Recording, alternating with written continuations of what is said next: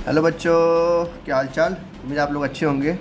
आज हम पढ़ेंगे क्लास 9 का फर्स्ट चैप्टर इकोनॉमिक्स का, जो है द स्टोरी ऑफ पालमपुर। ठीक है, ये वन शॉट वीडियो है। इसका मतलब क्या हुआ कि हम समरी पढ़ेंगे, यानी कि चैप्टर में जो भी चीज़ बताया जा रहा है हम एक समरी की तरह देखेंगे, ताकि जब आपका एग्ज़ाम हो तो आप इस टॉपिक को समझ के जब टॉपिक एग्ज़ाम में आए तो उस टॉपिक को आप समझे रहेंगे, तो अपने आप में जो पॉइंट वाइज लिखना रहता है आंसर आप बना के लिख लेंगे। ठीक है, तो मैं हमेशा कहता हूँ जो भी आंसर लिखिए पैराग्राफ में कभी मत लिखिए, भले ही अगर आपको आंसर नहीं आ रहा है फिर भी आप कुछ भी सोच के लिखिए, बस पॉइंट में आंसर लिखिए। अगर 4 नंबर का होगा, अगर आपने गलत भी लिखा होगा तभी आपको 2 नंबर मिलेगा वहाँ पे। ठीक है, ये रूल है, ये मैम और सर लोग मतलब जानते हैं कि बच्चा क्या है, पढ़ने वाला है, तभी पॉइंट में लिखा है। जो आप पॉइंट में लिखते हैं ना तो आपको पता चलता है कि ये बच्चा क्या है, पढ़ा है, जिसकी वजह से नंबर इसको देना चाहिए। तो जो आप पॉइंट में आंसर लिखते हैं, भले ही वो आंसर थोड़ा सा गलत क्या हुआ फिर भी आपको आधा नंबर मिलता है। लेकिन वही चीज़ अगर आप किस में लिखते हैं, पैराग्राफ में लिखते हैं, तो सिंपल सा मैडम क्या करती हैं, क्रॉस कर देती हैं, जिससे कोई नंबर नहीं मिलता। ठीक है, तो इस चैप्टर को हम समझेंगे और जब एग्ज़ाम आपका होगा तो इसमें पॉइंट वाइज आंसर लिख के आएंगे। ठीक है, तो जो स्टोरी है पालमपुर का, पालमपुर एक हाइपोथेटिकल विलेज है। हाइपोथेटिकल यानी कि काल्पनिक विलेज है जहाँ पर सबसे ज़्यादा खेती की जाती है। ठीक है, जैसे मान लेते हैं हमारा एक गाँव है भारत में पालमपुर नाम से। ठीक है, पालमपुर ऐसा गांव है जहाँ पर सबसे ज़्यादा खेती की जाती है और वहाँ पर कुछ नहीं किया जाता है। ठीक है, जैसे मान लेते हैं अगर 100 लोग हैं, ठीक है, उस गांव में कितने लोग हैं, 100 लोग हैं, तो 100 में से 80 लोग क्या कर रहे होंगे, खेती कर रहे होंगे। ठीक है, तो इतना ज़्यादा वहाँ पर खेती की जाती है। और यहाँ पर बताया जा रहा है कि जो वहाँ पर सबसे ज़्यादा जो लोग काम करते हैं वो खेती में ही करते हैं। बाकी जो जो बचे कुछ 20 लोग हैं वो क्या करते हैं, वो स्मॉल स्केल पे यानी कि छोटे स्केल पे डेयरी का काम करते हैं। डेयरी यानी कि दूध वाला काम करते हैं, बेचते वगैरह हैं। ट्रांसपोर्ट का काम करते हैं, सामान खरीद के दूसरी ले जाके मार्केट में उसको बेचते हैं। ठीक है, तो ये सब छोटे मोटे काम करते हैं। मैक्सिमम लोग क्या करते हैं, वहाँ पे खेती करते हैं। ठीक है, उनका खेती मेन ऑक्यूपेशन है। तो पालमपुर उसी पे बेस्ड है, कैसे गाँव में खेती की जाती है उसी से हम समझेंगे। खेतों में जो एग्रीकल्चर होता है उसमें असल में क्या क्या होता है, कैसे कैसे लेबर आते हैं, कैसे कैसे कैपिटल यानी कि पैसे जुटाए जाते हैं खेती करने के लिए। ठीक है, खेती करना आसान बात नहीं है, तो ये हमको इस चैप्टर में बताया गया है खेती कैसे की जाती है। ठीक है, तो चलिए शुरू करते हैं अपना पहला टॉपिक, इंट्रोडक्शन। यानी कि इंट्रोडक्शन क्या है, देखो सबसे पहले आता है इंट्रोडक्शन। सबसे पहला पॉइंट, ये एग्जाम नहीं आएगा, एग्जाम में टॉपिक वाइज आता है। ठीक है, तो बस अब बेसिक है, ये चलते हैं मतलब समझते चलते हैं तभी तो आगे समझ पाएंगे।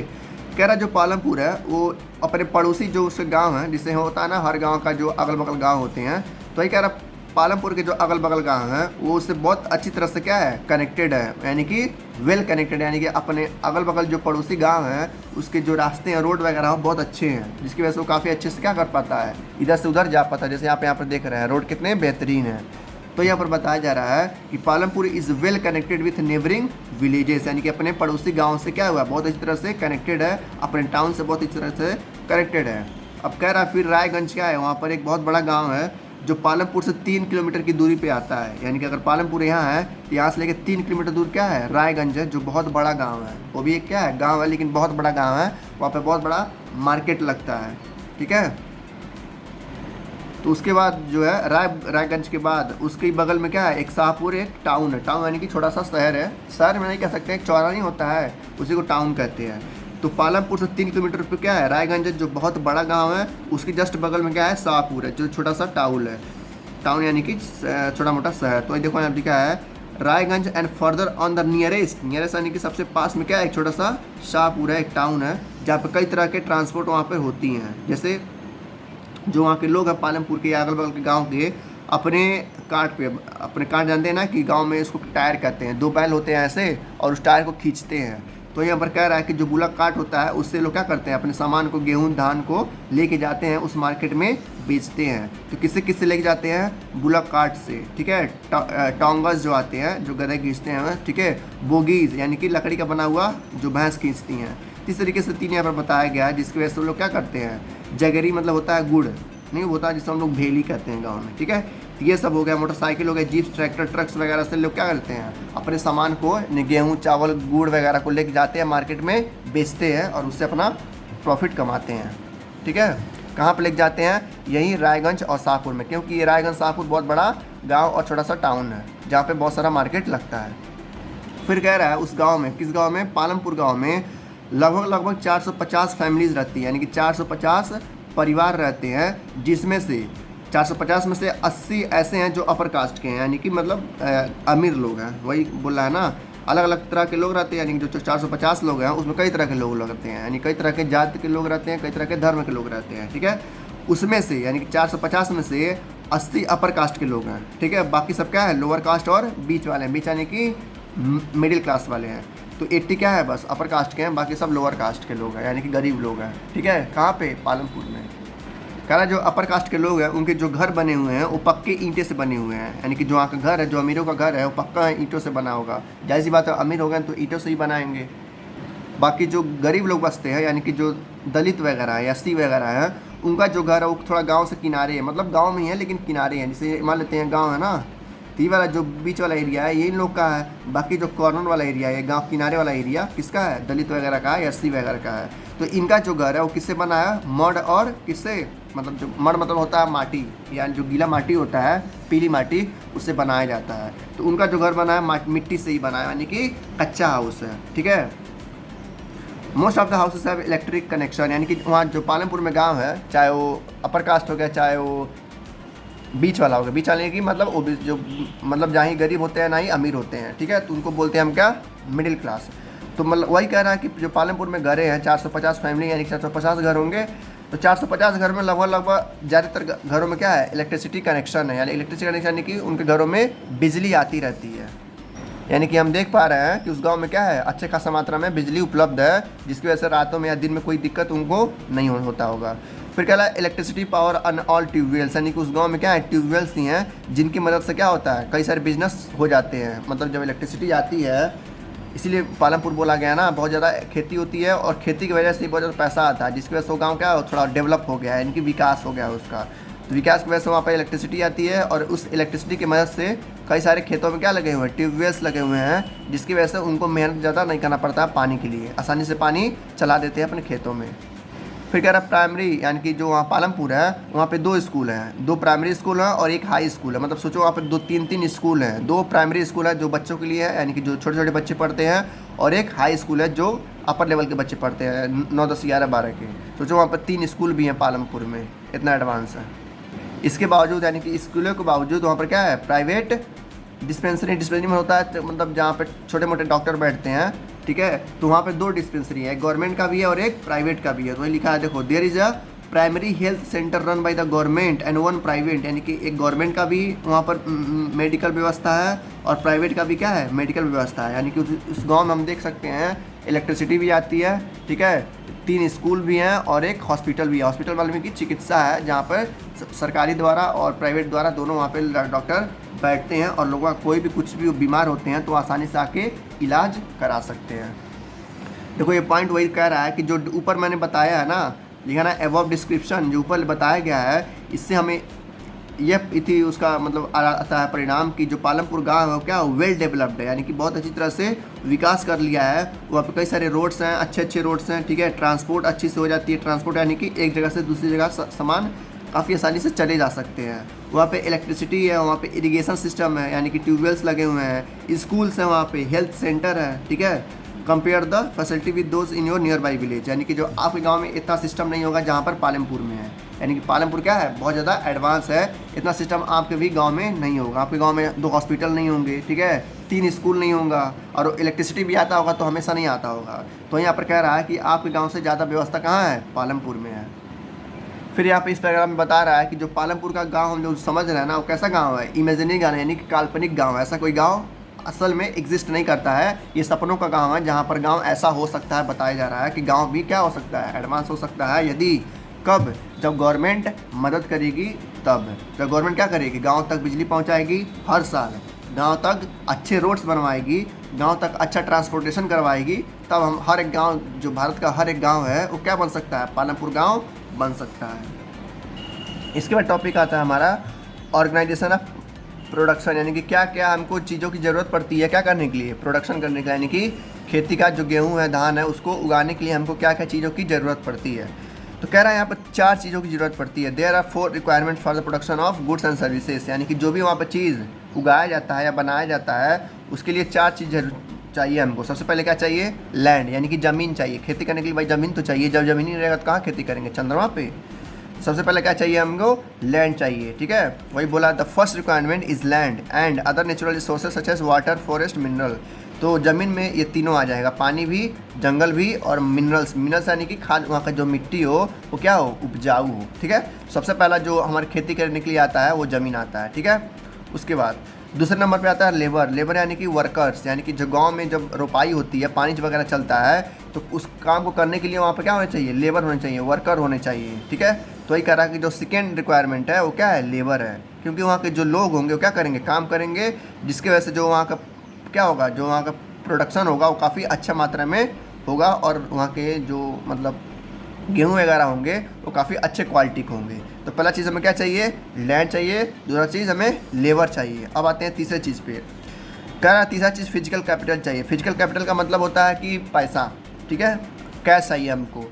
भाई कोई भी चीज़ अगर हम हाई यील्डिंग सीड लाते हैं, सीड यानी कि गेहूं का, जो गेहूं के दाने होते हैं उनको हम सीड्स बोलते हैं, ठीक है। तो गेहूं के दाने लाएंगे या चावल के दाने लाएंगे तो उसको खरीदने के लिए हमको पैसा चाहिए ना। ऐसा थोड़ी नहीं कि मार्केट में जाएंगे भैया, हम बोल देंगे भैया हमको 1 किलो 2 किलो गेहूँ चाहिए बोने के लिए, हमको दे दो, तो ऐसा नहीं होता है। तो उसके लिए क्या चाहिए, फिजिकल कैपिटल, यानी कि हमारे लिए कैश चाहिए। तो ये कह रहा है the third requirement is physical capital, the variety of input required at very pre stage. ये फिजिकल कैपिटल इसलिए चाहिए, मैंने बताया ना, गेहूं के जो सीड्स रहते हैं उनको खरीदने के लिए, फर्टिलाइजर यानी कि खाद खरीदने के लिए, पानी वगैरह चलाने के लिए, लेबर्स जो होंगे उनको पैसा देने के लिए, ठीक है। तो ये हो गया तीसरा चीज़। चौथा आता है हमारा, क्या आता है, चौथा नहीं दिया है क्या, हाँ देखो जो चौथा है यहाँ पे दिया है नीचे, कि जो चौथा नॉलेज है, यानी कि जो चौथा रिक्वायरमेंट है वो आपको क्या होना चाहिए, नॉलेज होना चाहिए कि खेती कैसे करते हैं, ठीक है। अब किसी जंगली को उठा लाओगे, यानी कि जो आदिवासी होते हैं उनको उठा लाओगे गांव में, कहोगे भाई तुम खेती करो, तो उसको पता ही नहीं होगा क्या करना है। तो ये कह रहा है जो चौथी चीज़ चाहिए वो क्या चाहिए, वो नॉलेज चाहिए, इंटरप्राइज चाहिए कि क्या क्या लगेंगी। तो ये 4 चीज़ें हो गई। तो अगर एग्ज़ाम में पूछता है, अगर पूछेगा ही 3 नंबर में या 4 नंबर पूछेगा कि ऐसी कौन कौन सी 4 रिक्वायरमेंट है जिसकी वजह से खेती या गुड्स एंड सर्विसेज को प्रोड्यूस किया जा सकता है। सबसे पहले लैंड, ठीक है, लेबर, उसके बाद पैसा लेबर को देने के लिए, सही को खरीदने के लिए, और चौथा चीज़ नॉलेज और इंटरप्राइजेस यानी कि सामान वगैरह, ठीक है। अब देखो इसके बीच में आया है टूल्स, मशीन एंड बिल्डिंग्स, यानी कि टूल्स मतलब हो गया सामान वगैरह, ट्रैक्टर वगैरह, ठीक है। मशीन वही जो बड़े बड़े मशीन्स होते हैं, रोटावेटर हो गया, टाली हो गया, ट्रैक्टर्स हो गए, वो सब। अब बिल्डिंग्स मतलब घर, जानते ही हैं। तो इन सबको खरीदने के लिए हमको क्या चाहिए, पैसा चाहिए। और कैसा पैसा चाहिए, फिजिकल यानी कि कैश वाला पैसा चाहिए। तो यहाँ पर बोला देखो ये सबको जो फार्मर का प्लग होता है, प्लग समझ रहे ना, जिससे खेत को जोता जाता है, जिसको हम लोग हिंदी में हर बोलते हैं, ठीक है। गाँव में नहीं होता हर खेत को ऐसे जोतते हैं ना, तो उसी को हम बोलते हैं प्लग। तो ये कह रहा है कि सब खरीदने के लिए हम क्या चाहिए, पैसा चाहिए, जनरेटर चाहिए, टरबाइन चाहिए, कंप्यूटर चाहिए हिसाब किताब करने के लिए। Tools, machine, building can be used in production over many years and are called fixed capital. इनको क्या बोला जाता है, इनको बोला जाता है फिक्स्ड कैपिटल, क्योंकि इनको अगर एक बार खरीद लिया आप, जैसे ट्रैक्टर है, ठीक है, ट्रैक्टर अगर आपने एक बार खरीद लिया तो आपको हमेशा के लिए आपको काम देगा, यानी कि 10, 15, 20 सालों तक आपका वो साथ देगा। तो उसको बोलेंगे क्या हम, फिक्स्ड कैपिटल, ठीक है। तो फिक्स्ड कैपिटल का क्या मतलब है, कोई ऐसी चीज़ जिसने मतलब जिसको हमने खरीद लिया है और वो हमारे साथ लगभग 20-25 सालों तक रहेगा, उसको बोलेंगे फिक्स्ड कैपिटल। और फिजिकल कैपिटल मतलब कि कैश, क्या कैश, कैश रुपया खरीदने के लिए, क्या खाद वगैरह खरीदने के लिए, गेहूं के धान वगैरह खरीदने के लिए, ठीक है, ये सब। फिर कह रहा है raw materials and money in hand, यानी कि जो रॉ मटेरियल्स हैं, रॉ मटेरियल्स यानी कि वही गेहूं के जो दाने हो गए हैं जो खेत में लगते हैं बोने के लिए, वो, ठीक है, जिसको हम सीड्स बोलते हैं, वो होने चाहिए। और हाथ में पैसा होना चाहिए, तभी तो खेती होगा। तो ये कह रहा है जो प्रोडक्शन है उसको क्या चाहिए, कई तरह के रॉ मटेरियल्स चाहिए, जैसे कि यार्न हो गया जो यूज़ किया जाता है वीवर के लिए, ठीक है, यानी कपड़े बुनने के लिए। ये तो खेती का हो गया, पहला जो पॉइंट था वो खेती के लिए हो गया। और दूसरा जो पॉइंट है वो बाकी जो लोग बसते हैं, बाकी जो छोटा मोटा बिजनेस करते हैं उनके लिए बता रहा है कि जो रॉ मटेरियल्स हैं, जैसे जो कपड़े वगैरह बुनते हैं गांव में लोग, स्वेटर वगैरह बुन के बेचते हैं, तो उनके लिए बताया जा रहा है ये। तो उनके हाथ में क्या होना चाहिए, रॉ मटेरियल्स होने चाहिए, ऊन होना चाहिए, और हाथ में पैसा होना चाहिए ऊन को खरीदने के लिए। जब वो खरीदेंगे तो क्या करेंगे, उसको वीविंग करेंगे, यानी कि उनको बुनेंगे, फिर एक कपड़ा बनाएंगे, स्वेटर बनाएंगे, फिर उसको मार्केट में क्या करेंगे, बेचेंगे। तो इस तरीके से क्या होता है, काम होता है, प्रोडक्शन होता है, और गुड्स एंड सर्विसेज को क्या किया जाता है, प्रोड्यूस किया जाता है। कहाँ पे, पालमपुर में। देखो यहाँ पर एक दिखाया गया पिक्चर्स, देखो ये जो मशीन है ना, जो भी मशीन दिखाई दे रही है पूरा मशीन, ये सब क्या है, ये सब है फिक्स्ड कैपिटल है। देखो लिखा है ना, in this picture identify the land, labour and fixed capital. जो ये मशीन है वो क्या है, फिक्स्ड कैपिटल हो गया, लैंड जिसपे ये मशीन रखा हुआ है, और लेबर ये जो लेबर काम कर रहा है, ठीक है। तो तीनों हो गए एक ही पिक्चर में। एक सिंपल सा डिफिनीशन दिया है कह रहा है एवरी प्रोडक्शन, यानी कि जो भी चीज़ उगाते हैं, चाहे गेहूँ हो गया, चाहे धान हो गया, चाहे गन्ना हो गया, कुछ भी चीज़ हो गया, ठीक है, उसको उगाने के लिए हमको चारों चीज़ें की होनी चाहिए। क्या चारों चीज़ें होनी चाहिए? लैंड होनी चाहिए, कंबाइनिंग मतलब कि लैंड के साथ साथ लेबर भी होनी चाहिए, लेबर के साथ साथ फिजिकल कैपिटल यानी कि कैश रुपया भी होना चाहिए, और उसके साथ क्या होना चाहिए? ह्यूमन कैपिटल भी होना चाहिए। ह्यूमन कैपिटल यानी कि ये सब पता होना चाहिए कि क्या क्या लगता है। तीन चारों चीज़ों को जब मिलाएंगे तब हमारा क्या बनेगा? Known age factor of production. इससे क्या होगा? हमारा प्रोडक्शन होगा, चाहे गेहूं का प्रोडक्शन हो, चाहे गन्ने का प्रोडक्शन हो, चाहे धान का प्रोडक्शन हो, ठीक है। इस तरीके से हम देख सकते हैं कि चार चीज़ों की ज़रूरत पड़ती है, land, labour, worker, physical capital और नॉलेज। इन चारों चीज़ों की बहुत ज़रूरी है। अब आते हैं फार्मिंग इन पालमपुर, यानी कि पालमपुर में खेती क्या होती है, कैसे होती है, किस चीज़ की खेती होती है। सबसे पहला आता है इसमें लैंड इज़ फिक्स्ड, यानी कि जो यहाँ के लैंड है वो क्या है? फिक्स्ड है कि आपके इतने एकड़ हैं, आपके इतने एकड़ है, मेरे 2 एकड़ है, आपके 4 एकड़ है। इस तरीके से वहाँ पे जो ज़मीन है वो फिक्स्ड है। देखो इस पैराग्राफ में कह रहा है कि पालमपुर में लगभग 75% लोग ऐसे हैं जो खेती करना पसंद करते हैं। यानी कि पालमपुर में मैंने पहले भी बताया था, यहाँ भी बता दे रहा हूँ, अगर 100 लोग रहते हैं तो 100 में से 75 लोग ऐसे हैं जो खेती करना पसंद करते हैं। अब उस 75 लोगों में से कुछ लोगों के पास अपनी खेती है और कुछ लोगों के पास दूसरे को खेतों में जाके काम करते हैं एज ए लेबर के तौर पे, ठीक है। तो वही बताया जा रहा है, farming is the main productive activity in Palampur, यानी कि पालमपुर में सबसे ज़्यादा क्या की जाती है? फार्मिंग यानी कि खेती की जाती है। और वहाँ पे 75% लोग ऐसे हैं जो किस पे डिपेंड है? फार्मिंग पे ही डिपेंड, यानी कि खेती पे ही डिपेंड है, जिसके पास खुद के फार्मर्स हैं, यानी खुद की खेती है, या तो पीपल वहाँ पे काम करते हैं एज अ लेबर के तौर पे, ठीक है। इस तरीके से वहाँ पे क्या है? पूरी तरह से फार्मिंग की जाती है पालमपुर में, और कोई बिजनेस नहीं किया था, किया भी जाता है तो बहुत ही छोटे लेवल पे। देखो पहले मैंने टॉपिक बता दिया था कि लैंड इज़ फिक्स्ड। इस पैराग्राफ में वही बता रहा है कि यहाँ की जो ज़मीनें हैं, ठीक है, जो गरीब हैं, जो अमीर हैं, जो बीच वाले हैं, बीच वाले की मिडिल क्लास वाले हैं, ठीक है, उनकी जो ज़मीनें वो फिक्स्ड है। वो 1960 के बाद क्या हुआ? बढ़ा ही नहीं है। तो यहाँ पर बताया जा रहा है कि वहाँ की जो ज़मीनें वो क्या है? फिक्स्ड है। और 1960 के बाद पालमपुर में there has been no expansion in land, यानी कि ज़मीन में कोई भी बढ़ोतरी नहीं हुई है, जिसका जितना है उतना ही अभी भी है, ठीक है। यही कहना चाह रहा था। यहाँ पर एक बहुत अच्छा पॉइंट दिखाया है, कह रहा अगर आपको ज़मीन नापने नहीं आता है तो सबसे बढ़िया जो यूनिट है ज़मीन को नापने के लिए वो है हेक्टेयर, ठीक है। 1 हेक्टेयर में कितना होता है? देखो पहले 1 हेक्टेयर बाद में देखेंगे। कह रहा है हेक्टेयर के साथ साथ और भी चीज़ें हैं, जैसे बीघा। आप लोग नाम सुना होगा, गांव में लोग कहते हैं मेरे पास इतना बीघा खेत है, ठीक है। बीघा के बाद आता है गुइंथा। गुइंथा कहीं और पे कहते होंगे लोग, लेकिन बीघा लोग ज़्यादा कहते हैं, ठीक है। बीघा, एकड़, मंडा, ठीक है, ये सब क्या है? ऐसे नाम है जिससे वैसे हम खेतों के ज़मीनों को नाप सकते हैं। तो 1 हेक्टेयर में कितना होता है? 1 हेक्टेयर में होता है 100 मीटर, ठीक है। यहाँ पर लिखा है ना 1 hectare equal to the area of square with the 100 metre, यानी कि 100 मीटर ऐसे स्क्वायर रहेगा, ठीक है। इधर से भी 100 मीटर दिख रहा है ना, इधर से भी 100 मीटर और इधर से भी 100 मीटर, यानी कि 100 मीटर का क्या बन जाएगा? स्क्वायर बन जाएगा। जब इस स्क्वायर को नापेंगे तो इसको हम कहेंगे क्या? 1 हेक्टेयर, ठीक है। तो 1 हेक्टेयर इक्वल टू क्या होता है बता। और कोई एग्जाम में पूछता है कि 1 हेक्टेयर कितना मतलब होता है, क्या लिखेंगे आप? स्क्वायर ऑफ 100 मीटर, यानी कि एक स्क्वायर बनाएंगे जो 100 मीटर का होगा, उसी को हम क्या कहेंगे? 1 हेक्टेयर बोलेंगे, ठीक है। अब आता है दूसरा topic, is there a way one can grow more from the same land. कह रहा क्या ऐसा हो सकता है कि एक ही ज़मीन से कोई बहुत ज़्यादा जो फसल वगैरह है उसको प्रोड्यूस कर पाता है? एकदम कर पाएगा। क्यों कर पाएगा? देखो जिस इंसान के पास ज़्यादा ज़मीन होगा, जैसे मान लेते हैं 2 किसान हैं, ठीक है, दोनों किसान के पास 2-2 एकड़ ज़मीन है, यानी कि 2-2 हेक्टेयर ज़मीन है। एक किसान क्या है? गरीब है, और एक किसान अमीर है। तो जो अमीर होगा उसके पास पैसा होगा ज़्यादा, तो क्या करेगा? अच्छे टाइप्स के जो सीड्स होंगे उनको लाएगा, अच्छी तरह मात्रा में उनको खाद डालेगा, और ज़्यादा से ज़्यादा लेबर अपने पास रखेगा, जिसकी वजह से खेती उसकी बहुत अच्छी होगी। लेकिन जो गरीब वाला क्या बोलते हैं किसान है, उसके पास पैसा होगा नहीं, तो अच्छी तरह जो अच्छी क्वालिटी का जो सीड्स होगा वो नहीं ला पाएगा, खाद वगैरह उसमें नहीं डाल पाएगा, लेबर उसके पास नहीं होंगे ज़्यादा, जिसकी वजह से उसकी खेती क्या होगी? बहुत अच्छी नहीं होगी। तो यहाँ पर बताया जा रहा है क्या एक ही तरह की ज़मीन से, यानी कि एक ही मतलब मान लेते हैं दोनों ज़मीन 2-2 एकड़ है, तो क्या दोनों 2-2 एकड़ से अलग अलग खेती की जा सकती है? एकदम की जा सकती है, जैसे मैंने एग्जांपल बताया है। फिर कह रहा है कि देखो जो पालमपुर का गाँव है वहाँ पर सबसे ज़्यादा खेती की जाती है, अभी हम लोगों ने पढ़ा।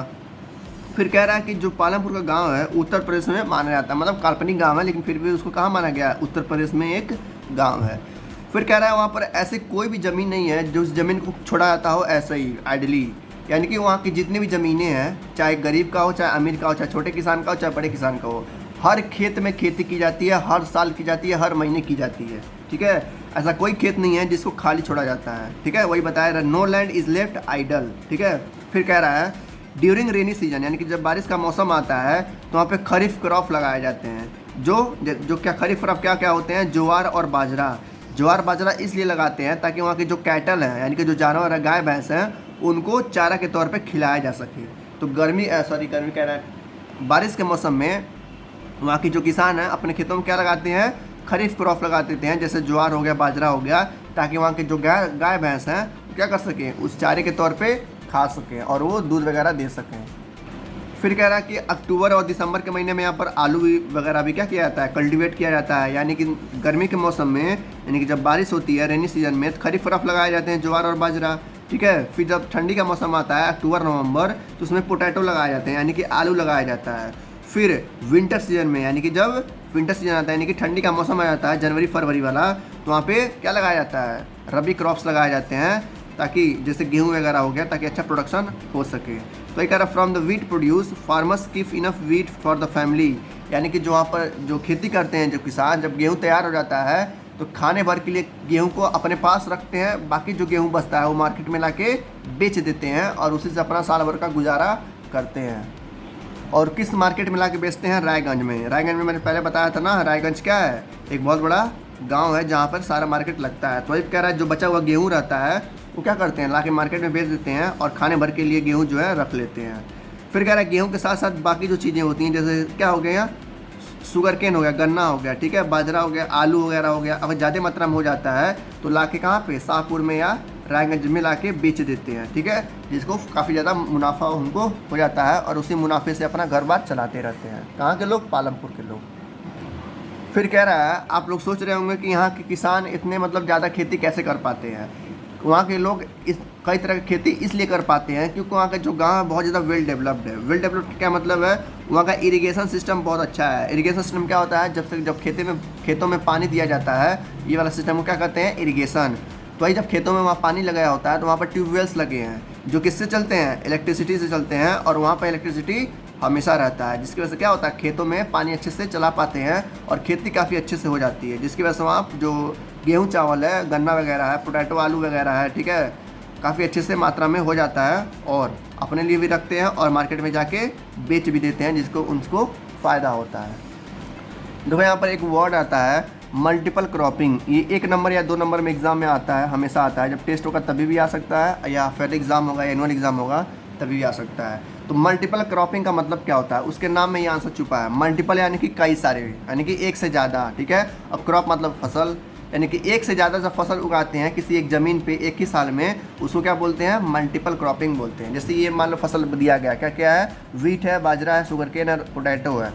अगर इन फसलों को एक ही ज़मीन पे एक ही साल के अंदर अलग अलग समय में जब उगाया जाता है, जैसे अभी बताया ना, गर्मी के मौसम में उगाया जाता है बाजरे को, फिर ठंडी के मौसम में, फिर अक्टूबर जनवरी के मौसम में, ठीक है, फिर गर्मी के मौसम में, तो वही कह रहा है कि साल भर के अंदर लिखा है ना, to grow more than 1 crop, यानी कि एक से ज़्यादा जब क्रॉप हम उगाते हैं किसी एक पीस ऑफ लैंड पे, यानी कि एक ही ज़मीन पे एक ही साल के अंदर, तो क्या बोलते हैं उसको, मल्टीपल क्रॉपिंग बोलते हैं, ठीक है। तो एग्जाम में आता है तो आप आसानी से लिख देंगे, उसके वर्ड में ही सब कुछ छुपा है आंसर। मल्टीपल यानी कई सारे, क्रॉप यानी कि फसल, कई सारे क्रॉप्स को जब एक ही साल में एक ही ज़मीन के अंदर उगाया जाता है तो मल्टीपल क्रॉपिंग बोला जाता है। इस तरीके से जो किसान हैं पालमपुर के, वहाँ पे एक से ज़्यादा खेती करते हैं। वहाँ पे लोग बाजरा बोते हैं, वीट बोते हैं, शुगर केन बोते हैं, पोटैटो बोते हैं, ठीक है, जिसकी वजह से उनको काफ़ी ज़्यादा फ़ायदा भी होता है, ठीक है। वो जो फसल होता है बोते रहते हैं, बेचते रहते हैं, बोते रहते हैं, बेचते रहते हैं, जिसकी वजह से उनको काफ़ी ज़्यादा पैसा आता रहता है। देखो यहाँ पे एक टर्म आता है, उस टर्म का नाम क्या है, HY सीड्स। HY सीड्स का मतलब क्या है, आप लोगों ने पढ़ा होगा, फिर भी बता देता हूँ, HYV सीड्स, ठीक है। देखो पर सबसे पहले इसका फुल फॉर्म जानते हैं। इसका फुल फॉर्म होता है हाई यील्डिंग वैरायटी सीड्स, यानी कि हाई मतलब सबसे ज़्यादा होता है, यील्डिंग मतलब देना होता है, और सीड मतलब जानते ही हैं कि गेहूँ वगैरह, तो जो सबसे ज़्यादा गेहूँ मात्रा में दें, ठीक है, बोने से, उसको बोलते हैं HY सीड्स। देखो तो यहाँ बताया जा रहा है, कह रहा है 1960 में, यानी कि आज से लगभग कितना 40-50 साल पहले, ठीक है, हाँ 40-50 साल पहले मान लो, कह रहा 1960 में जो पुराने सीड्स थे उनको ज़्यादा पानी देना पड़ता था, ठीक है, ज़्यादा पानी देना पड़ता था और ज़्यादा खाद वगैरह भी देने पड़ते थे, जिसकी वजह से जो प्रोडक्शन होता था ठीक ठाक होता था, लेकिन उतना नहीं हो पाता था जितना अब होता है। अब कैसे होता है, देखो कह रहा 1960 में एक रिवोल्यूशन आया जिसका नाम दिया गया द ग्रीन रिवोल्यूशन, यानी खेती को बढ़ाओ। ठीक है, ग्रीन मतलब हरा होता है और रिवोल्यूशन मतलब क्रांति, यानी कि खेती में क्या करो, क्रांति लाओ और अच्छे सीड्स बो। तो एक गवर्नमेंट ने इंट्रोड्यूस किया था जिसकी वजह से किसानों को HY सीड्स मिलने लगे। यानी कि गवर्नमेंट ने क्या किया, जो पुराने सीड्स थे यानी कि जो पुराने उनके गेहूँ थे उनको हटा करके नए तरह के सीड लाए गए। ठीक है, जिसकी वजह से जो किसान जब इस सीड को खरीदते थे तो उनको खेती काफ़ी अच्छे मात्रा में हो जाती थी। यानी कि जो पहले मान लें अगर 1 किलो गेहूँ बोते थे तो जो उसका प्रोडक्शन होता था वो 10 किलो होता था, यानी कि जो पुराने उनके जो सीड्स थे। लेकिन जब ये वाला सीड्स वो लोग क्या करने लगे, यूज़ करने लगे HY सीड्स, यानी कि हाई यील्डिंग वैरायटी सीड्स, तब 1 किलो बोते थे लोग तो कितना होता था, 20 किलो होता था। सोचो, दोगुना एकदम हो गया था।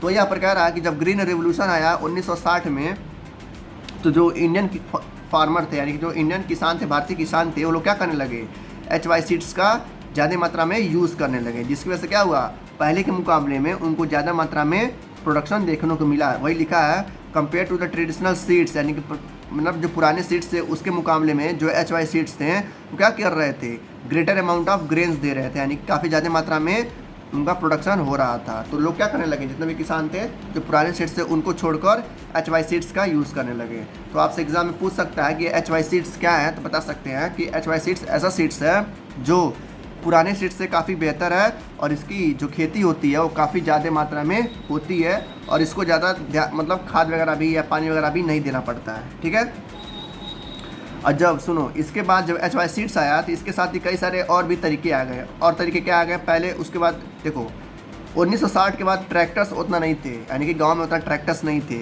1960 के बाद जब HY सीड्स लाया गया तो किसानों को ट्रैक्टर भी दिया गया सस्ते दामों पे, ताकि क्या कर सके, खेती आसान हो सके। ठीक है, अच्छे अच्छे फर्टिलाइजर्स लाए गए, पेस्टिसाइड लाया गया। पेस्टिसाइड क्या होता है, कीड़ों की मारने की दवा होती है। फर्टिलाइजर क्या होता है, खाद होता है जो ज़मीन की उपजाऊ को बढ़ाता है। ठीक है, उसके बाद डीजल लाया गया ताकि ट्रैक्टर चल सके।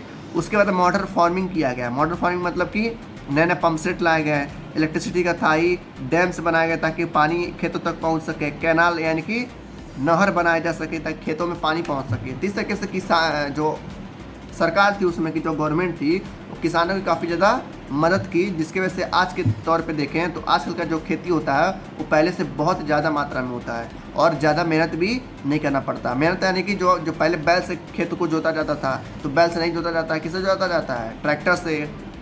पहले जो पानी चलाना पड़ता था वो कैनाल से चलाना पड़ता था, अब किससे चलाते हैं लोग, पंप से चला लेते हैं, घंटे भर में हो जाता है। इस तरीके से जो पहले की खेती थी वो क्या थी, अच्छी थी, लेकिन उतना ज़्यादा प्रोडक्शन नहीं हो पाता था जितना अब होता है। तो यही बता रहा है ये। ठीक, देखो यहाँ पर वही बता रहा है कि जो पेस्टिसाइड्स थे यानी कि जो फर्टिलाइजर थे, जो पेस्टिसाइड थे वो बहुत ही बेस्ट क्या दे रहे थे, परिणाम दे रहे थे। यानी कि परिणाम समझते हो ना, रिजल्ट दे रहे थे पहले से। हायर यील्डिंग और possible only from a combination of HY seeds, यानी कि HY सीड्स का यूज़ करके काफ़ी अच्छे मात्रा में क्या हो रहा था, उनका प्रोडक्शन हो रहा था, इरिगेशन अच्छा हो गया था, केमिकल फर्टिलाइजर आ गए थे, पेस्टिसाइड आ गए थे, जिसकी वजह से खेती और ज़्यादा अच्छी हो गई थी। फिर कह रहा है farmers of Punjab, Haryana and western Uttar Pradesh, यानी कि 3 राज्यों का, पंजाब ऊपर है नॉर्थ की तरफ, हरियाणा भी उसके नीचे है और उत्तर प्रदेश भी उसके जस्ट बगल में है। ठीक है, कह रहा Punjab, Haryana, Uttar Pradesh were the first to try out the modern farming method in India, यानी कि पूरे भारत में ये 3 ही राज्य ऐसे हैं जो HY सीड्स का ज़्यादा यूज़ करने लग गए थे। इनको देखते देखते पूरा इंडिया धीरे धीरे क्या करने लगा, यूज़ करने लगा। यानी कि जो सबसे पहले जो HY सीड्स का यूज़ किए थे वो कौन थे, पंजाब, हरियाणा और उत्तर प्रदेश। तो एग्जाम में हो सकता है 1 नंबर में बस पूछ सकता है कि पहले ऐसे 3 राज्य कौन थे जो सबसे पहले HY सीड्स का यूज़ किए थे, तो पंजाब, हरियाणा और उत्तर प्रदेश।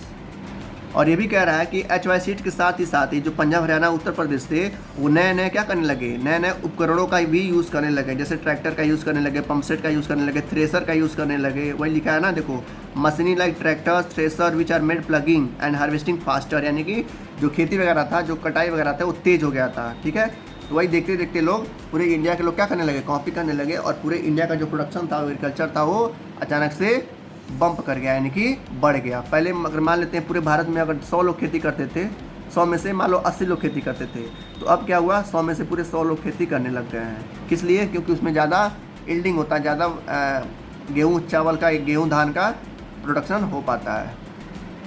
देखो यहाँ पालमपुर का बताया गया है, कह रहा पालमपुर में जब HY सीड्स आए थे, मतलब ये काल्पनिक गांव है लेकिन एग्जांपल के तौर पर बताया जा रहा है, कह रहा जब पालमपुर में HY सीड्स नहीं थे तब की बात कर रहा है, तो 1 हेक्टेयर में यानी कि पर हेक्टेयर में 1300 किलो गेहूँ होता था, ठीक है।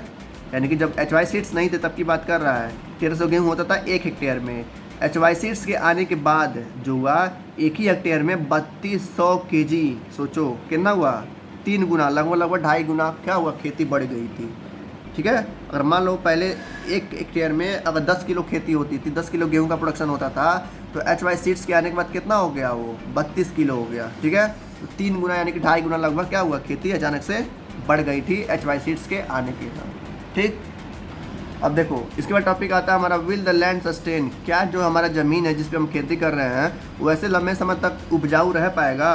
तो जो साइंटिस्ट हैं वो बताते हैं, कह रहा है जो नए उपकरण आए यानी कि जो नए क्या है, मॉडर्न फार्मिंग जो मेथड्स आए हैं, नए नए हाई सीडिंग वैरायटी सीड्स आए हैं, ट्रैक्टर आया, फर्टिलाइज़र आया है, खाद वगैरह आया है, ये सब क्या कर रहा है, ओवर यूज़ कर रहा है, यानी कि जो ज़मीन की मिट्टी है उसको क्या कर रहा है, बंजर बना रहे हैं। यानी कि भाई जाहिर सी बात है, जब हम एक ही खेती में ज़्यादा मात्रा में हम गेहूँ उगाएंगे, ठीक है, ज़्यादा मात्रा में हम खाद डालेंगे, ज़्यादा मात्रा में हम पेस्टिसाइड डालेंगे, तो वहाँ की जो मिट्टी होगी क्या हो जाएगी, उपजाऊ नहीं रह पाएगी। क्योंकि वहाँ के जो भाई देखो, जब एक ही इंसान से बार बार काम कराओगे तो इंसान का जो एनर्जी होगा ख़त्म हो जाएगा। वही चीज़ खेतों में भी होता है। जब खेतों में काफ़ी ज़्यादा मात्रा में आप क्या कर रहे हो, लालच में आकर क्या कर रहे हो, ज़्यादा से ज़्यादा गेहूँ उगा रहे हो, उस गेहूँ को उगाने के लिए ज़्यादा से ज़्यादा आप खाद डाल रहे हो, ज़्यादा से ज़्यादा पेस्टिसाइड डाल रहे हो, ठीक है, जिसकी वजह से क्या होगा कि जो मिट्टी होगी वो उपजाऊ नहीं रह पाएगी।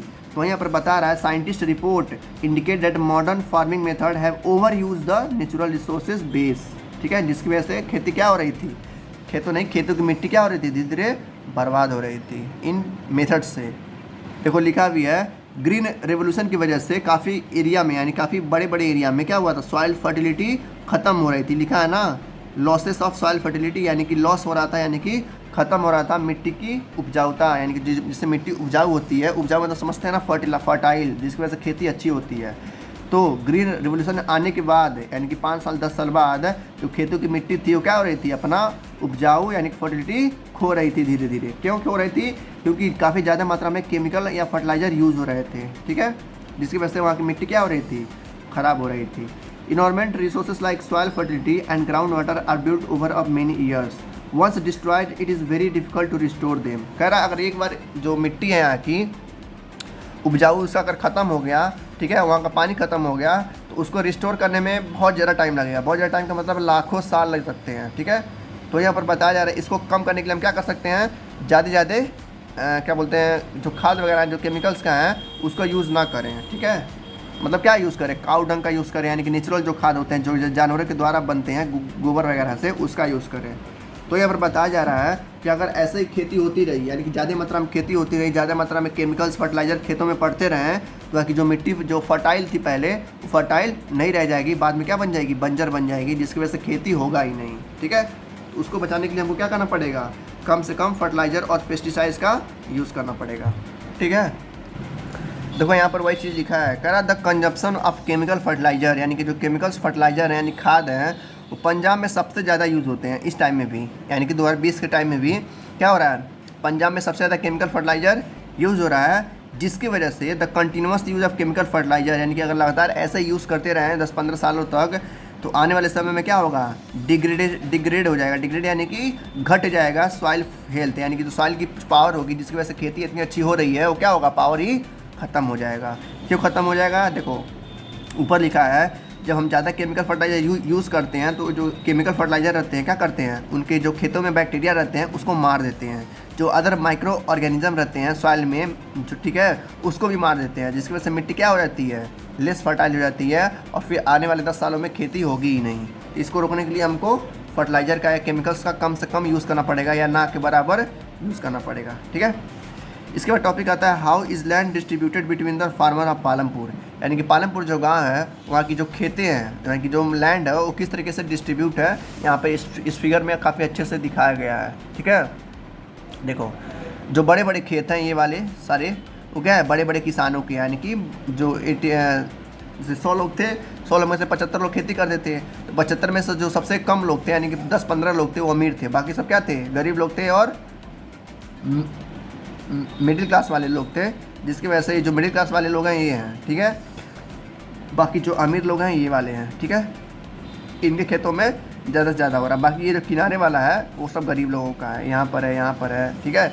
ये सब क्या है, सबसे कम लोग जो सबसे गरीब है गाँव में, उनका खेती है। बाकी जो बीच वाले हैं ये वो वाले हैं, ठीक है। और बाकी जो सबसे बड़ा बड़ा है वो सबसे अमीर वालों का है। वही यहाँ पर बताया गया है, पढ़ते हैं, देखते हैं। देखो जो मैंने बताया वही चीज़ लिखा है यहाँ पे। कह रहा है 450 परिवार है पालमपुर में, हमने देखा था। 450 परिवारों में से 150 परिवार ऐसी हैं जिनके पास क्या है, खेती ही नहीं है, यानी कि ज़मीन ही नहीं है, लिखा है ना। 1/3 of the 45 families are landless, ठीक है। 150 फैमिली यानी कि ऐसी हैं जिसके पास क्या है, खेती नहीं है। और ज़्यादातर उसमें क्या है, दलित है, जिनके पास कोई भी ज़मीन नहीं है खेती करने के लिए। वही चीज़ यहाँ पर लिखा है कि 1/3 अगर 450 का 3 हिस्सा करते हैं तो उसमें से एक हिस्सा के पास ज़मीन ही नहीं है। बाकी जो 2 हिस्से बचते हैं वो अमीर हैं, और जो दूसरा बचता है वो क्या है, मिडिल क्लास वाले हैं, ठीक है। तो यहाँ पर बताया जा रहा है कि 150 फैमिली ऐसी हैं जिनके पास खेती ही नहीं है। बाकी जो बचती हैं उनके पास बहुत ही कम खेती है, या तो कुछ लोग हैं अमीर हैं जो सबसे ज़्यादा खेती अपने पास रखते हैं। फिर कह रहा है 1 of remaining families who own land, जिनके पास खुद का ज़मीनें हैं। 240 families cultivate small plot landless 2 hectare in size. कह रहा है उस 450 परिवार में से, यानी कि जो पालमपुर में 450 परिवार है, उस 450 में से 240 फैमिली ऐसी हैं जिनके पास ज़मीन तो है लेकिन क्या इतना है, 2 हेक्टेयर से कम है। 2 हेक्टेयर समझ रहे ना, 1 हेक्टेयर कितना होता है, 100 स्क्वायर मीटर का एक एरिया ऐसे, ठीक है। 3 हेक्टेयर होगा। तो ये कह रहा है कि जो 240 फैमिली ऐसी यानी कि 250 फैमिली ऐसी हैं जिनके पास क्या है, 2 हेक्टेयर है या उससे भी कम की खेती है। बाकी जो बचता है ज़मीन वो क्या है, बड़े बड़े किसानों का है, यानी कि जो बड़े बड़े किसान हैं उनके पास है, 2 हेक्टेयर से ज़्यादा ज़मीन है। देखो यहाँ पर लिखा भी है कि उस 450 फैमिली में से, यानी कि 450 फैमिली में से 60 परिवार ऐसे हैं। सोचो 60 परिवार बस ये ऐसे हैं जिनके पास क्या है, लार्ज नंबर ऑफ फार्मर्स हैं, यानी कि उनके पास बड़ी खेती है, ठीक है। वही लिखा है यहाँ पर, in Palampur there are 60 families of medium and large farmers who cultivated more than 2 hectare land, यानी कि ये 60 परिवार ऐसे हैं जिनके पास 2 हेक्टेयर से ज़्यादा की खेती है। जैसे हमने अभी पिक्चर में देखा, यानी जो बड़े बड़े पिक्चर्स देख रहा है, बड़ी बड़ी खेती किनकी है, बड़े बड़े किसानों की है। बाकी जो 150 लोग बचते हैं उनके पास तो ज़मीनें नहीं है। बाकी जो 250 बचते हैं वो 250 में से जिनकी खेती हो क्या है, 2 हेक्टेयर है या 2 हेक्टेयर से कम है की है, ठीक है। यहाँ पर इस पिक्चर में दिखाया गया किस तरीके से जो किसान है कटाई कर रहे हैं, फिर जुताई कर रहे हैं, फिर उसमें से दवा वगैरह डाल रहे हैं, ठीक है। फिर उसमें खाद वगैरह डाल रहे हैं, फिर उसमें कटाई कर रहे हैं, फिर उसको जोत रहे हैं, ठीक है। इस तरीके से खेती की जाती है। अगर आपको गांव के होंगे तो आपको पता होगा अच्छे से। देखो अब आते हैं इस पे 5वें टॉपिक पे, who will provide the labour. Labour को कौन प्रोवाइड करवाता है, यानी कि जो पालमपुर गांव है वहाँ के जो लेबर्स हैं उनको प्रोवाइड कौन कराता है, कौन कहता है कि तुम जाओ खेती में काम करो, खेतों में काम करो। देखो बता रहा कह रहा है जो बड़े बड़े परिवार थे, अभी हमने देखा कि 60 परिवार ऐसे थे जिनके पास क्या थे, खेती बहुत ज़्यादा थी। तो ये जो 60 लोग थे ये तो क्या करेंगे, ये लेबर्स को बुलाएंगे। बाकी जो 240 लोग थे उनके पास खेती क्या थी, 2 हेक्टेयर थी या 2 हेक्टेयर से कम की थी। तो ये जो 240 परिवार है ना, ये एक तरह से लेबर का काम करते हैं। कैसे करते हैं, देखो जिसके पास कम खेती रहेगी, 2 हेक्टेयर से कम खेती रहेगी, वो खुद ही कल्टीवेट कर लेता है पालमपुर में। यहाँ पर बताया जा रहा है, मैं नहीं कह रहा हूँ, ये पालमपुर की डाटा कह रहा है कि जिसकी खेती 2 हेक्टेयर या 2 हेक्टेयर से कम है वो लेबर को नहीं रखता है, क्योंकि उसके पास इतना पैसा भी नहीं होता कि वो लेबर को रख के काम करा सके, ठीक है। तो ये लोग क्या करते हैं, अपने खेत को खुद ही क्या करते हैं, जोत वगैरह के खेती वगैरह कर लेते हैं। तो जब खेती वगैरह कर लेते हैं तो ये चले जाते हैं इन 60 लोगों के पास खेती करने के लिए, क्योंकि इनके पास ज़मीनें काफ़ी ज़्यादा रहती हैं, 10 हेक्टेयर तक रहती हैं, ठीक है। तो 10 हेक्टेयर को खेती करने के लिए क्या चाहिए, लेबर चाहिए। जिसकी वजह से जो गरीब लोग हैं, जो 240 लोग हैं और बाकी जो 150 लोग थे जिनके पास खेती ही नहीं थी, ये सारे क्या करते हैं, लेबर का काम करते हैं, ठीक है। जो 150 लोग थे, मैंने देखा ना पीछे अभी देखा यहाँ पर कि 150 लोगों के पास खेती ही नहीं है, यानी कि ज़मीन ही नहीं है। ये 150 लोग क्या करते हैं, लेबर वाला काम करते हैं, ठीक है। तो यहाँ पर बताया जा रहा है कि जो 150 लोग जिनके पास ज़मीन नहीं थी वो क्या करते हैं, बड़े फार्मर के पास जाते हैं, बड़े किसान के पास जाते हैं और क्या करते हैं, उनके लिए काम करते हैं खेतों में। यहाँ पर 2 किसान आपस में बात कर रहे हैं किस तरीके से, मतलब ये ऐसे किसान जो छोटे छोटे यानी कि गरीब लोग हैं, ठीक है। तो आपस में बात कर रहे हैं, क्या मतलब ये बात कर रहे होंगे कि जो पिछले साल का जो खेती था वो काफ़ी अच्छा गया था हम लोग का, और जो बड़े किसान थे, यहाँ घनश्याम एक बहुत बड़ा किसान है, उसने क्या किया है, मॉडर्न फार्मिंग को अपनाया है। तो वही बता रही है कि घनश्याम ने क्या कर दिया, मॉडर्न फार्मिंग लाया है, जिसकी वजह से हम लोग को काम भी अब कम मिलेगा। भाई जाहिर सी बात, जब उसके पास ट्रैक्टर आ गया है, केमिकल्स आ गए हैं, तो लेबर की ज़रूरत पड़ेगी ही नहीं। बस जैसे मान लो ट्रैक्टर नहीं था तो उसको चाहिए थे 10 लेबर, ट्रैक्टर आने के बाद कितने लेबर चाहिए, 1 लेबर बस उसको चलाने के लिए। तो ये बता रही है कि अब हम लोग को उतना काम भी नहीं मिलेगा। वैसे एग्ज़ाम में आएगा नहीं, ऐसा ही था बस। देखो यहाँ पर एक बहुत अच्छा बात बताया गया है, कह रहा है जब देखो जब गांव के लोग होंगे वो जानते भी होंगे, कह रहा है यहाँ पे कि जो वहाँ के वर्कर होते हैं ना, उनको डेली मजदूरी मिलती है, 50 रुपया 60 रुपया मिलता होगा एक दिन का काम करने का। जैसे जो खेतों में काम करने जाते हैं, सुबह 8 बजे से लेके शाम 5 या 6 बजे तक काम करते हैं, यानी कि 8 घंटा काम करते हैं। तो उनको 8 घंटे का जो सैलरी होता है, जो मजदूरी होती है, 50 या 60 रुपया दिया जाता है। तो ये कह रहा है कि जो वहाँ पर डेली उनके जो वेजेस होते हैं, यानी कि जो उनकी मजदूरी होती है, उनको फार्मर को पैसे के तौर पे मिलता है, या किसी धान गेहूँ दे के, यानी कि जो बड़े बड़े किसान रहते हैं, या तो उनको पैसा दे देते हैं 50 रुपया, या उस 50 रुपये के बदले में क्या देते हैं, धान या गेहूँ दे देते हैं उनको खाने पीने के लिए, और उनको खाना भी मिल जाता है खाने के लिए। वही कह रहा है wages can be in cash और इन काइंड ऑफ क्रॉप। जो उनकी मजदूरी होती है या तो कैश में उनको मिलती है, या किसी तरह के फसल में हो सकता है। जो छोटे किसान के पास गेहूँ ना हो तो क्या कर लेगा, उस 50 रुपये के चक्कर में, यानी कि उसके बदले में क्या मांग लेगा, वो गेहूँ मांग लेगा किसान से, किसान दे देगा। Some time labour get meals also, यानी कि जो कभी कभार जो लेबर होते हैं उनको खाना भी मिल जाता है बड़े बड़े किसानों से, ठीक है, जिसकी वजह से उनका पेट भर जाता है। तो यहाँ पर बताया जा रहा है कि जो मजदूरी होती है वो मजदूरी कैश में भी मिलती है, और क्रॉप्स वगैरह में भी उनको मिल जाती है, जिसमें वो लेना चाहें, चाहे पैसे लेना चाहें पैसे लेंगे, या धान गेहूँ लेना चाहें तो धान गेहूँ लेंगे, ठीक है। तो अब यहाँ जो कार्टून है इसके 2 बताए गए हैं। यहाँ पे 2 लोग हैं, ठीक है, एक नाम है दाला, इसका नाम क्या है, दाला नाम है, डाला बाला नहीं दाला, और इसका नाम है रामकली, क्या नाम है, रामकली। ये दोनों गांव के सबसे पुअरेस्ट पीपल हैं, यानी कि सबसे गरीब लोग हैं, ठीक है। ये जो दाला है इसके पास ज़मीन ही नहीं है, यानी कि लैंडलेस है, इसके पास कोई ज़मीन नहीं है, इसके पास डेली काम करना पड़ता है खाने पीने के लिए, अपने पेट को जिंदा रखने के लिए, अपने परिवार को संभालने के लिए। और जो रामकली है इसके पास थोड़ा सा ज़मीन है, जिसके पास मतलब हद से भी ज़्यादा कम ज़मीन है, जिसके पास जब खेती करती है तो खुद के खाने के लिए ही होता है। तो यहाँ पर बताया जा रहा है, नीचे देख रहे होंगे लिखा है कि डाला इज़ अ लैंडलेस फार्म, यानी कि ऐसा एक किसान है जिसके पास कोई भी खेती नहीं है। ये डेली पेट भरने के लिए क्या करता है, अलग अलग खेतों में जाके काम करता है। वही कह रहा है this means he must regularly look for work, उसको डेली काम करना पड़ेगा। और जो डेली मिनिमम वेजेस है उसकी, यानी कि जो डेली मजदूरी है, कमाई है उसकी कितनी है, 60 रुपया पर डे की है, ठीक है। बट डाला गेट्स ओनली 30 से 35 रुपया, यानी कि देखा जाए तो मजदूरी 60 रुपया। जो गवर्नमेंट ने कहा है कि एक दिन की जो मजदूरी है, ठीक है, मजदूरी है सॉरी, वो 60 रुपया है, लेकिन जो बड़े बड़े किसान होते हैं वो देते कितने हैं, आधा है, 35 से 40 रुपया है, ठीक है। जिस वजह से इसको जो दाला है ये अपने ही पास पेट भर पाता है, ठीक है। ये ज़मीन वगैरह अगर चाहे भी खरीदना तो नहीं खरीद पाएगा, क्योंकि इसके पास उतना पैसा ही नहीं है, ठीक है। इस तरीके से जो खेती होती है इस तरीके से होती है पालमपुर में। इसके बाद हमारा टॉपिक आता है the capital needed in farming, यानी खेती करने के लिए कैपिटल चाहिए। कैपिटल यानी कि क्या होता है, पैसा, ठीक है, जाहिर सी बात है। पैसा क्यों चाहिए, हमें फर्टिलाइज़र खरीदना है, हमें पेस्टिसाइड खरीदना है, यानी कि खाद खरीदना है, उसके सीड्स खरीदते हैं, हाई यील्डिंग वैरायटी सीड्स खरीदने हैं, ठीक है। लेबर को देने के लिए पैसा चाहिए, ठीक है, उस खेती को मेंटेन करने के लिए पैसा चाहिए। तो ही बता रहा है यहाँ पर, खेती ऐसे ही नहीं हो जाती है, खेती करने के लिए क्या चाहिए हमको, कई सारे कैपिटल चाहिए। तो जो बड़े किसान हैं उनके पास तो कैपिटल रहता होगा, यानी उनके पास पैसा रहता है, वो किसी से लोन नहीं ले पाते हैं। लेकिन बात आती है किस पे, छोटे किसान पे, यानी कि जो छोटे छोटे किसान रहते हैं, कोई लिखा है यहाँ पे मोस्ट स्मॉल फार्मर, यानी कि जो छोटे छोटे किसान हैं उनको बोरो करना पड़ता है मनी, कहाँ से, उन बड़े बड़े किसानों से, या मनी लेंडर्स, यानी कि जो गांव के बड़े बड़े किसान होते हैं, या जो क्या बोलते हैं लाला वगैरह होते हैं, नहीं गांव में पैसा देते हैं लो इंटरेस्ट पे, तो उनसे वो जाके क्या करना पड़ता है, पैसा लेना पड़ता है। तो यहाँ पर बताया जा रहा है कि जो छोटे छोटे किसान हैं पालमपुर में, वो क्या करते हैं, खेती करने के लिए बड़े किसानों के पास जाते हैं, या किसके पास जाते हैं, मनी लेंडर के पास जाते हैं पैसा लेने के लिए, उधार पैसा लेने के लिए। बोरो मतलब होता है उधार लेना, ठीक है।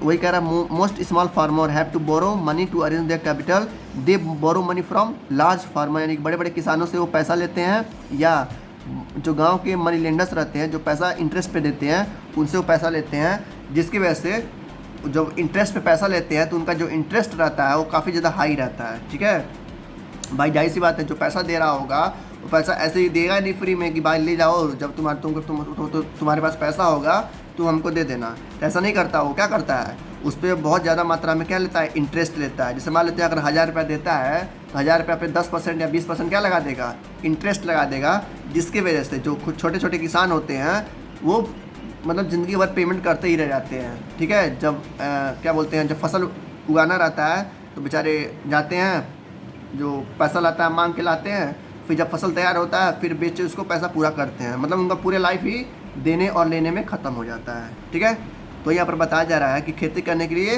पैसे की ज़रूरत होती है, जिसकी वजह से छोटे किसान जो रहते हैं वो बड़े किसान के पास जाके पैसा लेते हैं, जिसकी वजह से उनको काफ़ी ज़्यादा मात्रा में रेट भरना पड़ता है, यानी कि इंटरेस्ट भरना पड़ता है। वही लिखा है, the rate of interest on the such loan, ये जो लोन लेते हैं, जो उधार लेते हैं, वो बहुत ही हाई उस पर इंटरेस्ट रहता है, जिसकी वजह से वो क्या होते हैं, ग्रेट डिस्ट्रेस हो जाता है, उनको टेंशन हो जाता है पेमेंट करने का। और हर साल यही होता है छोटे किसानों के साथ। ठीक है, जैसे यहाँ पर एक कहानी दिया गया है, छोटा सा मैं बता देता हूँ, वैसे बताना तो नहीं चाहिए लेकिन बता देता हूँ, सुन लो।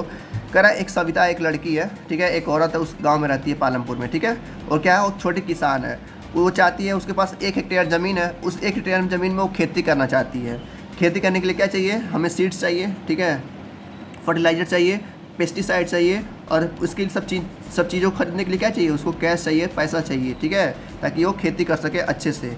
तो क्या करती है, see estimate at the working capital it cost of minimum 3000, यानी कि उसको 3000 रुपये चाहिए इन सब चीज़ों को खरीदने के लिए, यानी कि सीड खरीदने के लिए, फर्टिलाइज़र खरीदने के लिए और पेस्टिसाइड खरीदने के लिए उसको 3000 रुपये चाहिए होता है। ठीक है, तो उसके पास तो पैसे होता नहीं है, तो डिसाइड करती है कि वो जाएगी तेजपाल सिंह के पास। किसके पास, तेजपाल सिंह। तेजपाल सिंह कौन है, उस गांव का या बड़ा किसान होगा, या क्या होगा, एक बहुत बड़ा मनी लेंडर होगा जो पैसा इंटरेस्ट पे लोन देता होगा। ठीक है, तो वो उसके पास जाती है, सविता बोलती है कि मुझे 3000 रुपये चाहिए उधार पे।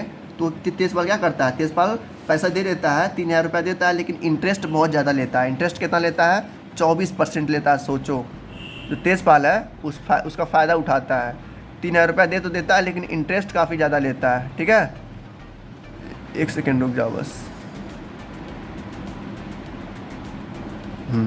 देखो, तो Tejpal agree to give Savita the loan at the interest of 24% for month, यानी कि 4 महीने के लिए पैसा देता है, और 4 महीने का जो इंटरेस्ट लेता है वो 1 महीने का इंटरेस्ट कितना होता है, 24% होता है। सोचो, मतलब उसका आधा का आधा, अगर 3000 दे रहा है, 3000 का आधा कितना होगा, 1500, 1500 का आधा कितना होगा, 700, यानी कि हर महीने में उसको 700 रुपये ज़्यादा पेमेंट करना पड़ेगा। किसको, सविता को।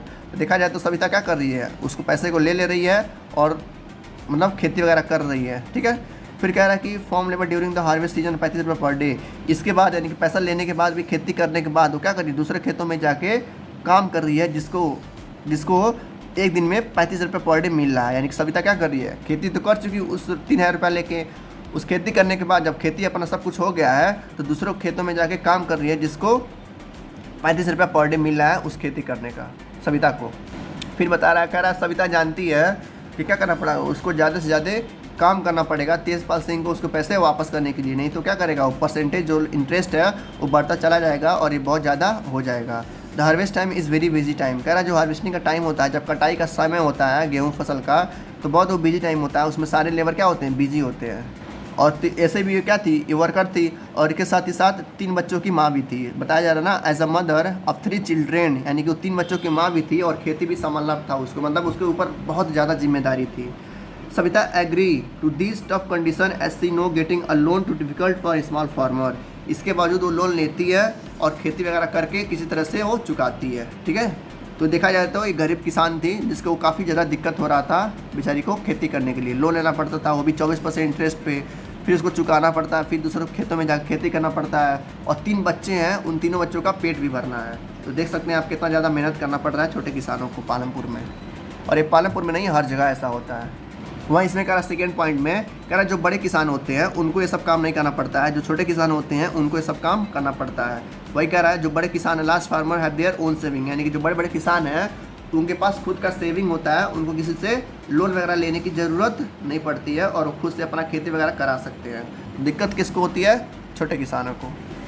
इसका टॉपिक आता है हमारा sale of surplus from product. Surplus होता है जो एक्स्ट्रा हो गया, जैसे मान लो एग्जांपल यहाँ पर दिया है तेजपाल सिंह का, जो अब सविता को 3000 रुपया दिया था।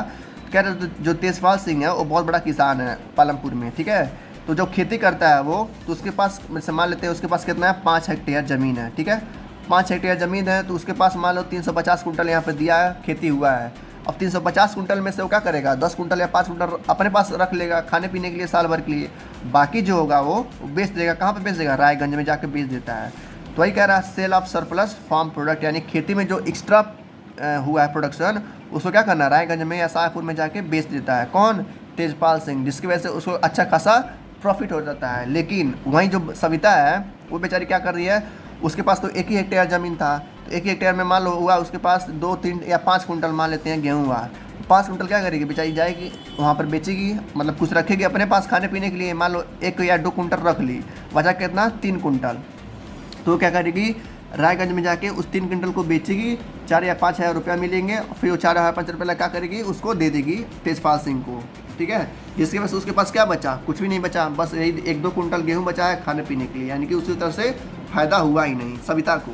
लेकिन वही जो कौन है, जो ये है अपना तेजपाल सिंह, उसको 350 कुंटल गेहूँ हुआ, और जाके जब वो रायगंज में बेचा तो उसको अच्छा खासा अर्निंग भी हुआ, यानी कि अच्छा खासा फ़ायदा भी हो गया। यही मेन डिफरेंस है बड़े किसान की और छोटे किसान की। जो बड़े किसान होते हैं वो फ़ायदा कमा लेते हैं, और जो छोटे किसान होते हैं गेहूं बेच के बेचारे अपने लोन को वगैरह को भरते हैं, ताकि अगले सीजन में फिर से लोन मिल सके।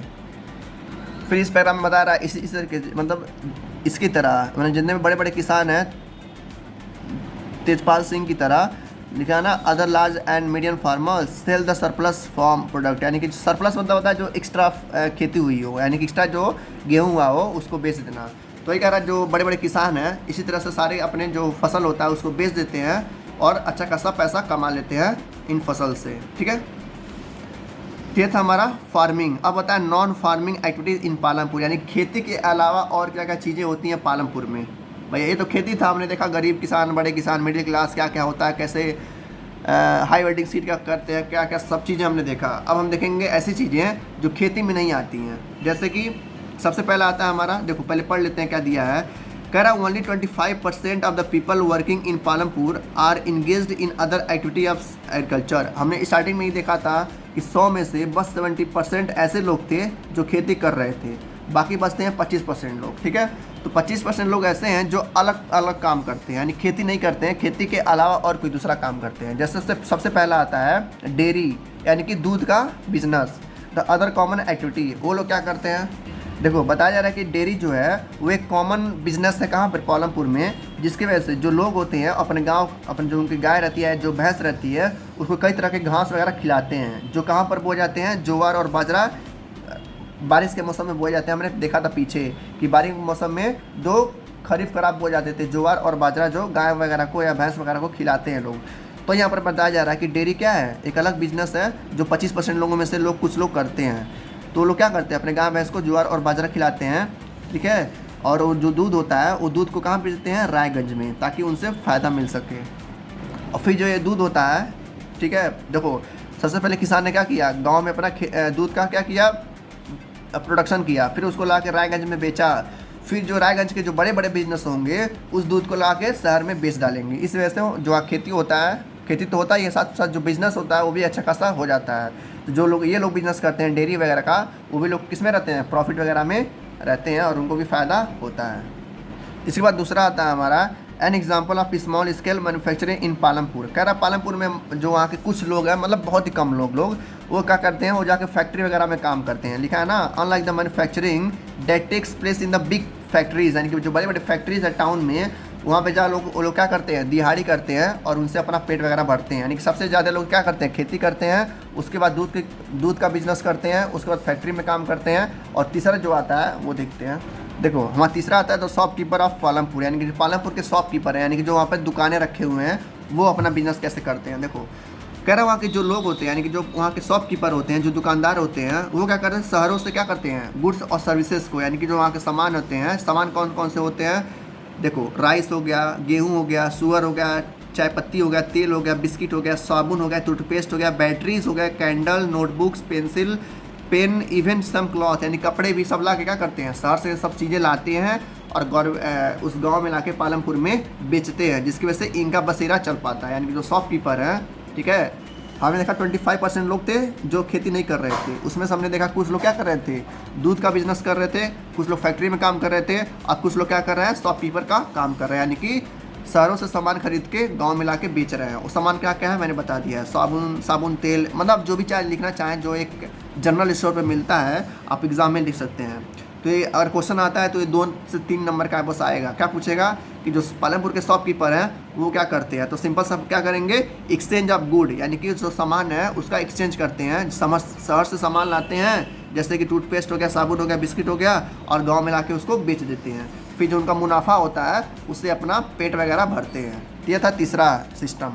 चौथा आता है क्या, transport a faster developing centre. ये क्या कह रहा है, ये कह रहा है कुछ ऐसे सिस्टम है, यानी कि कुछ ऐसी चीज़ें हैं जो पालमपुर को काफ़ी ज़्यादा बिजी बनाती हैं। जैसे कि ट्रांसपोर्ट, ठीक है, जैसे कह रहा है जो रोड है वहाँ की, हमने स्टार्टिंग में ये देखा था कितना ज़्यादा अच्छा था। तो वही कह रहा है जो रोड है वो क्या होता है, जोड़ता है पालमपुर को रायगंज से, जिसकी वजह से जहाँ के लोग हैं सबसे ज़्यादा जो फसल होता है, चाहे दूध हो गया चाहे सामान लाना हो गया, तो सब कहाँ जाते हैं, रायगंज में जाते हैं, शाहपुर में जाते हैं। किससे जाते हैं, रिक्शा वाले से जाते हैं, टांगे वाला से जाते हैं, जीप से जाते हैं, ट्रैक्टर से जाते हैं, ट्रक ड्राइवर से जाते हैं, या कुछ लोग बुलक कार्ट से जाते हैं, यानी कि टायर जो होता है जिसमें 2 बैल बांधे रहते हैं, उससे लोग कहाँ जाते हैं, रायगंज में जाते हैं, वहाँ पे अपना सामान बेचते हैं, या जो शॉपकीपर होते हैं वहाँ से सामान खरीद कर गाँव में ला के बेचते हैं, जिसकी वजह से उनका सहारा बन पाता है। देखा जाए तो वहाँ का ट्रांसपोर्ट सिस्टम काफ़ी ज़्यादा अच्छा है, इसीलिए पालमपुर गांव को वेल डेवलप्ड माना गया है। क्यों डेवलप माना गया है, उसका 3 रीज़न है। सबसे पहला रीज़न क्या है, वहाँ का ट्रांसपोर्ट बहुत अच्छा है। ट्रांसपोर्ट क्यों अच्छा है, वहाँ का रोड बहुत अच्छा है। वहाँ का रोड अच्छा होने के साथ साथ वहाँ पर इलेक्ट्रिसिटी भी आती रहती है। इलेक्ट्रिसिटी आने के बावजूद वहाँ पर क्या है, 3 स्कूल्स हैं। 3 स्कूल के आने के बाद वहाँ पर 2 डिस्पेंसरी है जो गवर्नमेंट चलाती है, ठीक है। इस तरीके से हम देख सकते हैं कि पालमपुर क्या है, वेल डेवलप्ड है, और ऐसे ही गांव हमारे पूरे इंडिया को भी चाहिए, ठीक है, तभी हमारा इंडिया क्या हो जाएगा, आगे बढ़ पाएगा। तो बस यही था चैप्टर आपका, ठीक है। तो मिलते हैं नेक्स्ट चैप्टर में, तब तक के लिए गुड लक, थैंक यू, ठीक है।